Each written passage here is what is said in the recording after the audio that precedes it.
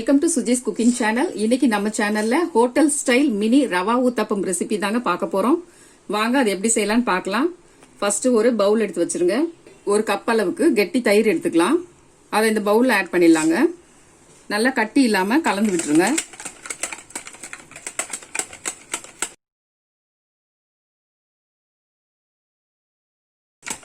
கட்டி இல்லாம இந்த மாதிரி நல்லா கலந்து விட்டுட்டு அதே கப்ல ஒரு கப் அளவுக்கு ரவை சேர்த்துக்கலாம்.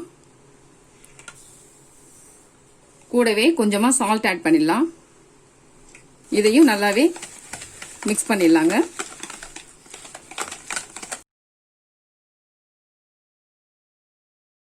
ஹாஃப் டம்ளர் அளவுக்கு தண்ணி ஆட் பண்ணிடலாம்.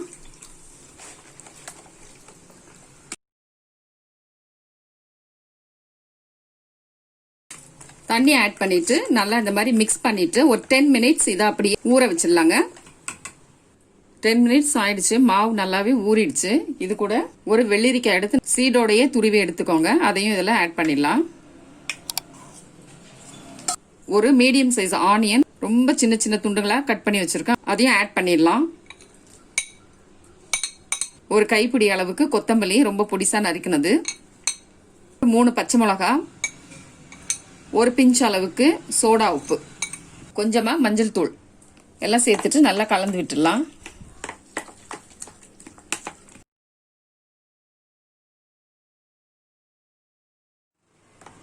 நல்லா மிக்ஸ் பண்ணிட்டோங்க.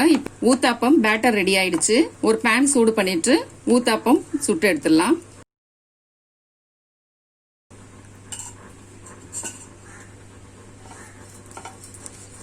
நெய் கொஞ்சமா அப்ளை பண்ணி விட்டுருங்க. பட்டர் இருந்தா பட்டர் பெஸ்ட், பட்டர் இல்லைன்னா நெய் ஆட் பண்ணிக்கலாம். கொஞ்சமா ஒரு கரண்டி மாவு எடுத்து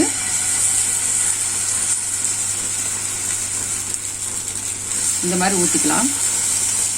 ஊத்தாப்பம் பேன் நீங்க வச்சிருந்தீங்கன்னாக்கா அதுலயே கூட ஈஸியா போட்டு எடுத்துடலாம். மேல கொஞ்சமா நெய் ஊத்தி விட்டுருங்க. திருப்பி விட்டுடலாம்.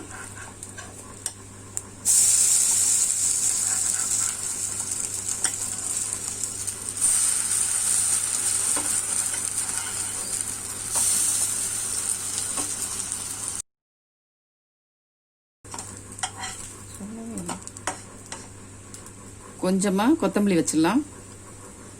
கொஞ்சம் கேரட்,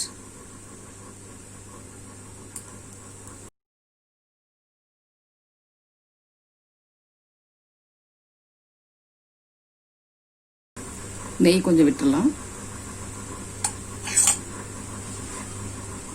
நல்லா வெந்திருச்சு. ஊத்தாப்பம் எடுத்துருவோம்.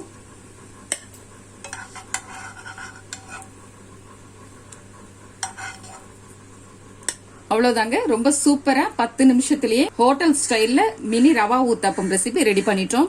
நீங்களும் உங்க வீட்ல இதே மாதிரி ட்ரை பண்ணி பார்த்துட்டு உங்களுடைய கமெண்ட்ஸ் எனக்கு சொல்லுங்க. மறக்காம ஷேர் பண்ணுங்க, லைக் பண்ணுங்க, என்னுடைய சேனலை சப்ஸ்கிரைப் பண்ணிடுங்க. Okay, bye friends.